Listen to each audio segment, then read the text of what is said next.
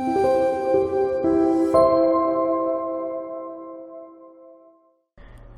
will now talk about hierarchical method of clustering data. In k-means clustering, we were required to provide the number of clusters at the beginning of the clustering process. In hierarchical clustering, we can skip this step. After the clustering process is over, hierarchical clustering returns a reverse tree or a dendrogram. Based on this dendrogram, the analyst has to infer the ideal number of clusters that are suited for the data in hand. Let's understand a typical representation of a dendrogram.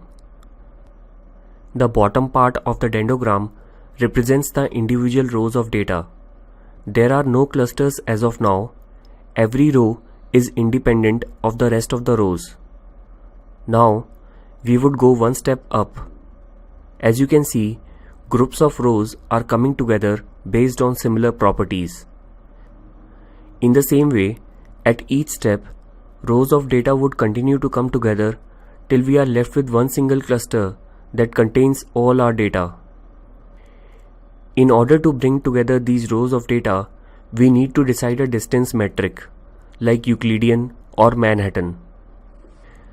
The clustering process would become clear once we go through the example in the next video. For now, let's understand some other associated features of hierarchical clustering. The clustering process I have just explained is the agglomerative form of hierarchical clustering. Apart from this, there is also a divisive type of hierarchical clustering. Divisive clustering is the exact opposite of the agglomerative form of clustering. In divisive clustering, we start with the assumption that the whole data is one big cluster, and we divide the cluster at each step of the clustering process. Agglomerative clustering is the most often used and would therefore be covered in this course. As already explained, in this form of clustering, we assume that every row is a cluster at the beginning. After this, we have to continue making subclusters until we end up with one big cluster that has the entire dataset. Now, let's understand agglomerative clustering using a plot. In this plot, x-axis represents a data that contains 20 rows. In agglomerative clustering, we assume that each of these 20 rows are individual clusters at the beginning of the clustering process. In this plot, the y-axis would be used for denoting the distance between any two clusters. This distance metric could be any preferred method of finding distance, such as Euclidean or Manhattan.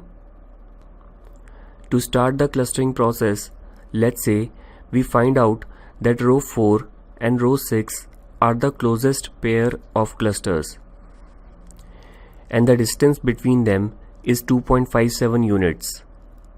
So, we need to join these two rows to make a cluster.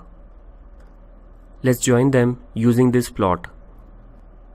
From the x-axis, two vertical lines would move up by 2.57 units, since the distance between row 4 and row 6 is 2.57. Since we are joining row 4 and row 6 to make a single cluster, the two vertical lines would emerge from these two rows. Finally, the two lines would connect where the y-axis is 2.57. In the same manner, the rows would keep on connecting with each other based on their distance until we are left with a single cluster of 20 rows of data. A vital part of the hierarchical clustering is the method for updating the distance of any newly formed cluster with rest of the clusters. In k-means clustering, the value of the centroid was updated by calculating the average of the previous value of the centroid with the new row that is added to it. In hierarchical clustering, we will go through single, complete, and average linkage methods, which can be used for updating the distance between the newly formed cluster with the rest of the clusters.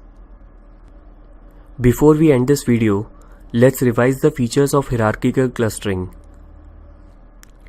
In hierarchical clustering, number of clusters are not provided at the beginning of the clustering process. This is because indicating the number of clusters at the beginning of the clustering process can be a disadvantage, especially when we are not sure of the correct number of clusters that are suitable for the data. Hierarchical clustering produces a dendrogram as the output. This dendrogram can be checked for identifying the nested group of clusters within the data. Next thing to remember is that the rows are combined based on the distance metrics such as Euclidean and Manhattan. Last thing to understand is the way of updating the distance of a newly formed cluster with the remaining clusters. In k-means, we use the average method for updating the values of the cluster centroids. In hierarchical clustering, we will go through three methods of linking clusters, namely single, complete, and average linkage form of hierarchical clustering. Let's stop this video here. In the next video, we will understand the single linkage form of hierarchical clustering using an example.